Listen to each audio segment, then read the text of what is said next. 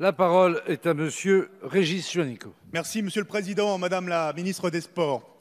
Alors que la parole glaçante des victimes se libère dans de nombreuses disciplines sportives, bien au-delà du patinage artistique, je voudrais d'abord dire que vous nous trouverez toujours à vos côtés pour renforcer les politiques publiques permettant de mieux prévenir et de lutter contre les violences sexuelles. Je pense au travail de prévention exemplaire auprès des jeunes sportives et sportifs mené depuis avril 2019 par le ministère des Sports avec l'association Colosse au pied d'argile. Les pouvoirs publics doivent aujourd'hui rassurer les nombreux parents qui se posent légitimement des questions sur l'accueil de leurs enfants dans les clubs. Vous avez déclaré, Madame la Ministre, plus que jamais, on a besoin d'une présence de l'État au sein des fédérations.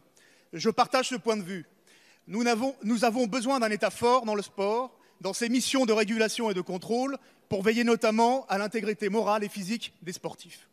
En ce qui concerne la gouvernance des fédérations, la loi du 1er mars 2017, dite loi Braillard, stipule que les fédérations sportives doivent se doter d'une charte éthique et de déontologie, mais aussi d'un comité chargé de veiller au respect de ces règles éthiques. Or, ces comités d'éthique ne se réunissent pas ou très peu. D'autre part, la vérification du casier judiciaire n'est pas obligatoire pour qui veut entraîner ou encadrer bénévolement dans un club sportif, pas plus que l'examen du fichier automatisé des auteurs d'infractions sexuelles et violentes.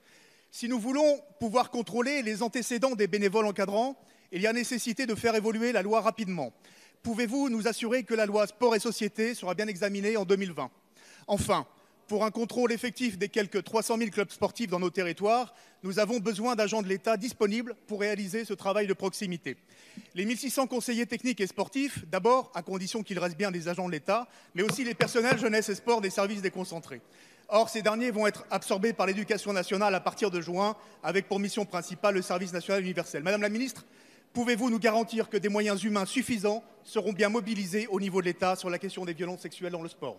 Merci, Monsieur le député. La parole est à Madame Roxana Maracineanu, ministre des Sports. Monsieur le Président, Mesdames et Messieurs les députés, Monsieur le député Juanico, la présence des cadres d'État au sein des fédérations et l'organisation territoriale d'un ministère des Sports avec une mission de protection des publics est une spécificité du modèle sportif français. Et je le dis clairement, c'est une chance dans l'actualité du sport que nous apprenons tous aujourd'hui. C'est une opportunité de veiller et faire veiller le monde fédéral, le monde associatif sur la lutte contre la pédocriminalité dans le sport.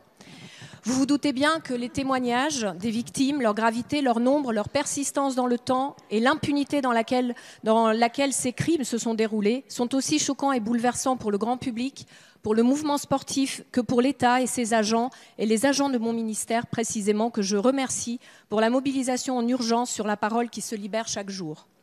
Le 21 février, avec Adrien Taquet et Marlène Schiappa, nous réunissons tous les acteurs, dont les parlementaires, pour une convention nationale de prévention des violences dans le sport.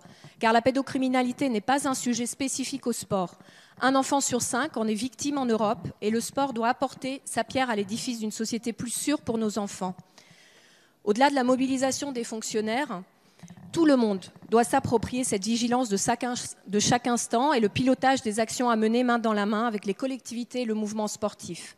Cette appropriation devra passer par la loi sport que vous évoquez, sur le sujet du contrôle de l'honorabilité des bénévoles, mais aussi sur un renforcement des contrats de délégation passés avec les fédérations, délégataires, affinitaires et agréés. Mais elle devra aussi passer par des actions éducatives, de formation et de prévention, sensibiliser les enfants sur le rapport à leur corps, former les éducateurs sur les limites à poser et tenir dans les relations particulières qui les lient inévitablement aux athlètes dans la recherche de performance, agir pour dire qu'il est important de parler, dénoncer, signaler, se coordonner sur un processus de signalement efficace à la justice entre les associations spécialisées, familles, municipalités, services et agents de l'État et les fédérations. Merci.